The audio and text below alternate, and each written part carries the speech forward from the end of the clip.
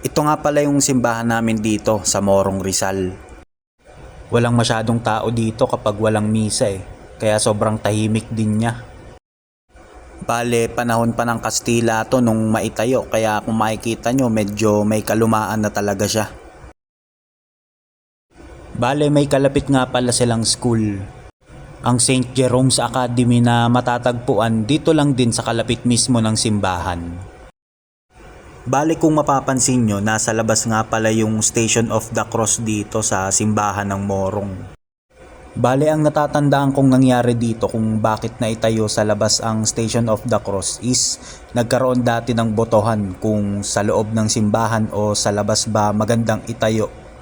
So, ang napili ng mga tao dito sa labas, kaya dito siya ngayon naitayo. At eto naman ang aming patron dito sa Morong na si San Jeronimo. So guys, bale yan siya, si San Jeronimo.